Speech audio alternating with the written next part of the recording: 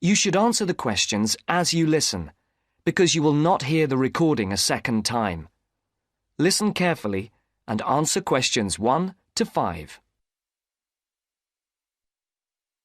Platinum Card Service, Rebecca speaking. How may I help you?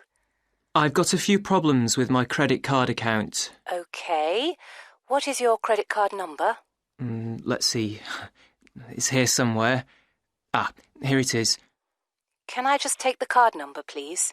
Yes, it's 6992 6992 3443 3443 1147 1147 8921. 8921. Right. Can I just check that? 6992 3443 1147 8921. That's it. And your name? Carlos de Silva. I just need to check a few details for identification and security, if you'll bear with me. That's okay. And what's your postcode? SE1 8PB. SE1 8PB. That's it. Vauxhall Close, London? Yes, that's right. And the house number? 43. And can you give me your date of birth? 13th of the 7th, 63. And one further check, if I may. Can you give me your mother's maiden name? Yes, it's Moore. Is that Moore? Yes, that's it.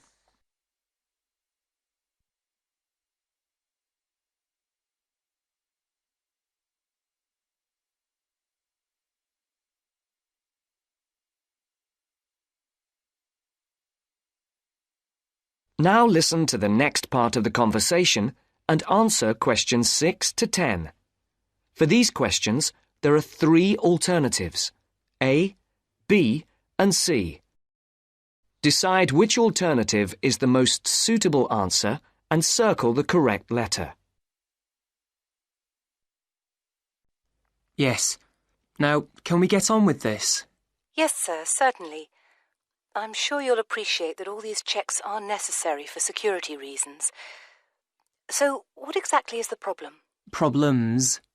Okay. Well, first, your computer seems to have gone mad. I sent you £500, and on the statement for the account, it shows that I only paid £300. Yes. The account does only show £300 was paid. Well, I paid the £500 in at the bank, and I have my receipt, and my bank statement shows that £500 has been taken from my account. Oh, I see. What I'll do is check with the bank and see what they say. OK. You said there was something else? Yes, as if that wasn't enough. My account shows that £107.27 was paid to a company called Pan Express. I don't know who this is. Let's have a look. Well, it is genuine. I can assure you it's not mine. It was made on the evening of the 12th of May. Maybe it's a restaurant bill you forgot about? There's no way that... Oh, wait, hold on. Yes. Oh, it's okay. I've just realised what it is. It is a restaurant bill. The name of the company is different from the name of the restaurant. My mistake. I'm sorry. That's okay. Was there anything else? I don't know if I dare. What is it anyway? Well, it's, the amount of interest seems to have gone up. If you look at your statement for April, you'll see that the rate went down from 16.27% to 14.99% that month. Oh, yes, you're right. Was that everything? Yes, basically, it is. OK. And can you check my payment? Oh, yes, I'll do it. Can I phone you back? I'll be at home for the next 2 hours. I have to leave at 11. Right. What's your number? 020 7989 7182. Hold on. 020 7979? No, it's 7989 and then 7182. So it's 020 7989 7182. Yes, that's it. OK, I'll phone you straight back. Thanks. Bye.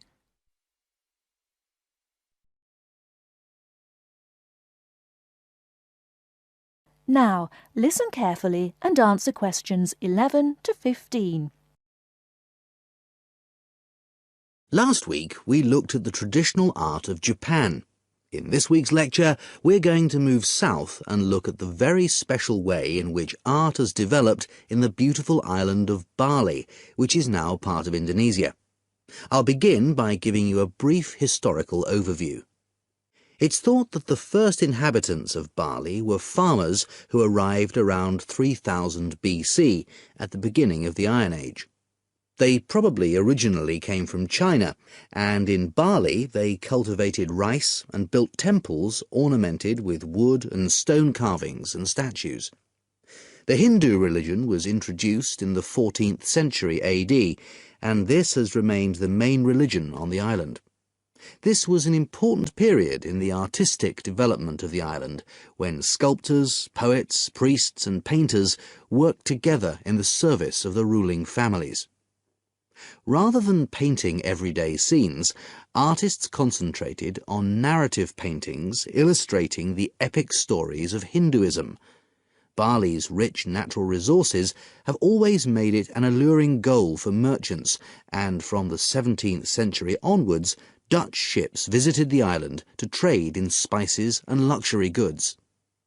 Gradually, the old royal families lost their power, and eventually, in 1906, the Dutch East Indies Company was founded, and the island became a colony. In the 20th century, art then took on a very different role, as a tool accessible to everyone in the fight of the Balinese people against colonization, rather than as the property of a minority. Shortly after this, in the 1920s, stories of the beauty of the island of Bali began to spread around the world, and Balinese art underwent another vast transformation with the advent of tourism to the island. At first, this was only on a small scale, but it had important effects. Expatriate artists from Holland and Germany settled on the island, bringing paper, Chinese ink and other new materials with them. They worked with local artists, encouraging them to experiment with concepts like naturalism, expressionism, light and perspective, as well as to move away from the traditional focus on narrative painting towards something closer to their own experience.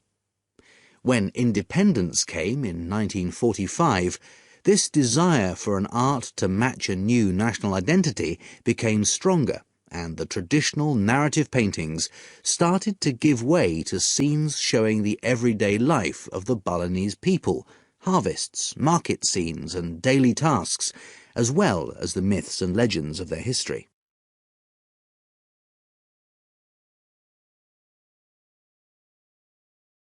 Now listen and answer questions 16 to 20. Many of the features that give this art its special place in the world today can be traced back to these historical roots. One feature that is rooted in the events of the last century is that today in Bali, the production and the appreciation of art is not restricted to a minority. In fact, there is a famous saying that in Bali, everyone is an artist. And it's not considered that to make art or talk about art, any formal training is needed. Art is just produced as part of Balinese life. Even fruit salad is served with flowers strewn on top. One factor which has contributed to this productivity is Bali's fertility. Over the centuries, the rich soil and the fact that food and shelter are readily available has given the islanders the leisure to develop their arts. While painting, sculpture, carving and music have traditionally been the province of men, women have channeled their creative energy into making lavish offerings to the gods with spectacular pyramids of flowers, fruit and cakes offered at the temples on festival days and celebrations. All these kinds of art still have close links with the religion of the people and are something that people do on a daily basis. Another special characteristic of art in Bali is that it is not generally seen as an individual pursuit. In the West, art is often carried out by the artist on his own, reflecting his own individual worldview in the hope of achieving personal wealth and fame. For Balinese artists, art is something that's done as a group, and many artists may participate in one piece of work. And Balinese art is not restricted to temples and offerings. It decorates objects such as jackets, motorcycles, hotel menus, and so on. But perhaps the most significant characteristic of Balinese art, and one that distinguishes it most from the art of the West, is to do with its expected lifespan.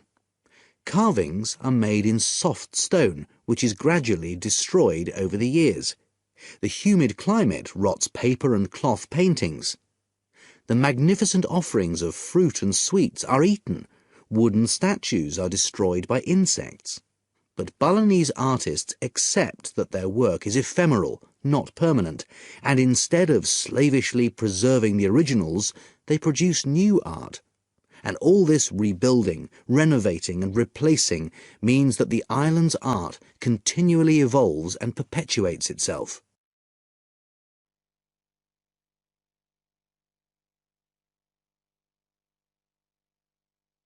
Now listen carefully and answer questions 21 to 23.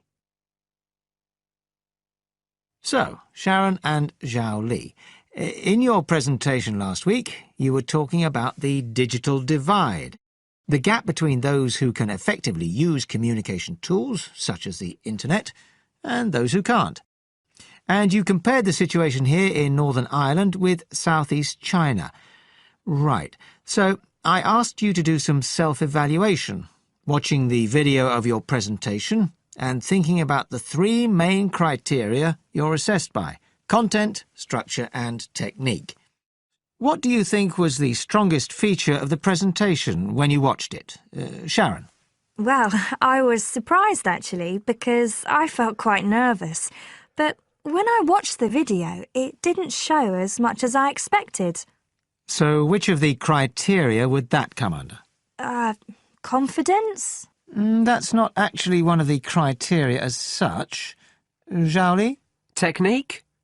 It's body language and eye contact, isn't it? Well, I didn't think I looked all that confident, but I think that our technique was generally good, like the way we designed and used the PowerPoint slides. So you both feel happiest about that side of the presentation? Yeah. OK, now on the negative side, what would you change if you could do it again? Well, at first I'd thought that the introduction was going to be the problem, but actually I think that was OK. We defined our terms and identified key issues. It was more towards the end. The conclusion wasn't too bad, but the problem was the questions. We hadn't really expected there'd be any, so we hadn't thought about them that much. OK, anything else? Well, like Zhao Li says, I thought the conclusion was OK, but when I watched this on the video, I thought the section on solutions seemed rather weak. Can you think why? Well, we explained what people are doing about the digital divide in China and Northern Ireland, but I suppose we didn't really evaluate any of the projects or ideas. It was just a list, and that was what people were asking us about at the end mostly.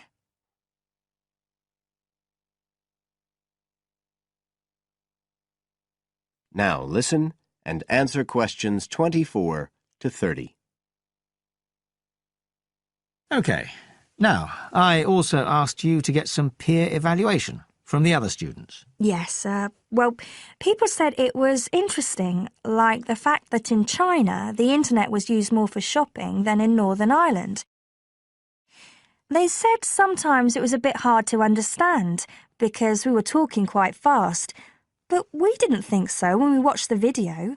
No, it's a bit different, though, because you know all this information already. If you're hearing it for the first time, you need more time to process it. That's why signposting the structure and organisation of the talk is important. That seemed okay. No one mentioned that as a problem. Some people said that we could have had more on the slides, like some of the other groups had nearly everything they said written up on the visuals as well. But other people said the slides were good. They had just the key points. Yes. And most people said we had quite good eye contact and body language. They all pointed out we'd overrun. They all said we were 5 minutes over. But we timed it afterwards on the video, and it was only 3 minutes.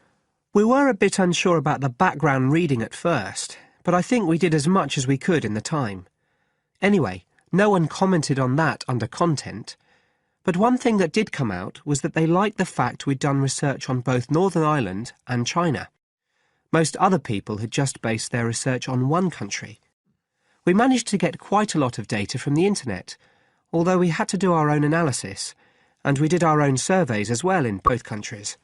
So the class gave us best feedback for content, but it was all okay. Right. Well, that's quite similar to the feedback I'm giving you. I was very impressed by the amount of work you'd done and by your research methodology. So, actually, I'm giving you full marks for content. 5. Oh. The structure of the presentation was good, but not quite as good as the content. So, I gave that 4. And the same for technique. So, well done. Thank Thank you. Now, the next stage is to write up your report. So, just a few pointers for you here. First of all, in your presentation, I think your ending was rather abrupt. You suddenly just stopped talking. Yeah. It wasn't a big problem, but think about your closing sentences in your report. You want to round it off well. One thing I forgot to mention earlier was that I felt a very strong point was that after you'd given your results, you explained their limitations. The fact that we didn't have a very reliable sample in terms of age in China. Yes, that section. So don't forget to include that. And you had some excellent charts and diagrams, but maybe you could flesh out the literature review a bit. I can give you some ideas for that later on if you want. OK, is there anything else you want to ask? No, thank you. Thanks. You now have 30 seconds to read questions 31 to 37.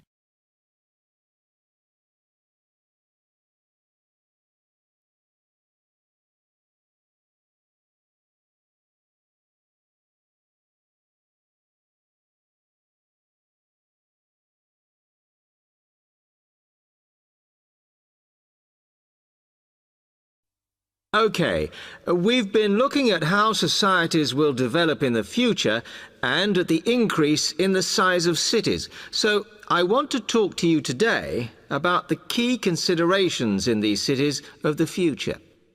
There are 3 key elements I want to look at, and these are the new features they will have, issues of size, and the main problems to be considered. First of all, individual transportation will be a big factor in these new megacities as public transport becomes unmanageable. There'll be a huge rise in the use of segways, which are personal transporters, like motorized scooters. As a result, and partly also to reduce pollution, roads will be altered so that they are narrower and will take up less of a city's space than they do currently. Naturally, this is a major change to the infrastructure, and something that may hinder it is the huge amount of investment it will require. The next thing is, what is going to happen to the commercial areas? We do not want these to become even larger concrete jungles than they are at present, so we have to look at design. And current designs for city development include building gardens on the roofs of these buildings to make a more pleasant environment for workers. And you may think that these areas will expand to cope with increased commercial activity. In fact, the prediction is that they will cover 1/5 of the area that they do at present as we build upwards. The exception to this is shopping centres, which we predict will expand with more and more temperature-controlled malls. What may cause difficulties is that the superstores will be confined to the outer edges of the city, as they will be too big to fit into the new malls. Then, of course, there are the residential areas, and these will undergo their own changes. One particular development will be houses which are built from glass, as innovations in this material allow it to provide light without causing problems with temperature inside a building. The residential areas will not be allowed to expand without limit, as happens in some areas at present, and their size will be restricted to a population of 15,000.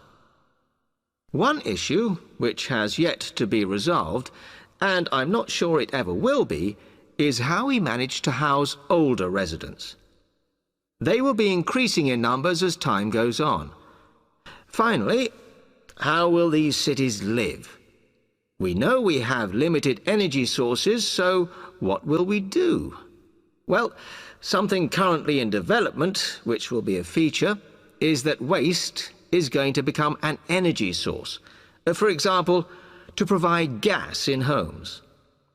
Also, as new technology and systems are developed, we will find that energy plants will become smaller. Another energy source we could use, but one which raises issues of having enough space and too much noise, is wind farms. Because of the problems, I'm not convinced these will be the grand solution to our energy problems that we thought they were going to be. You now have 15 seconds to read questions 38 to 40.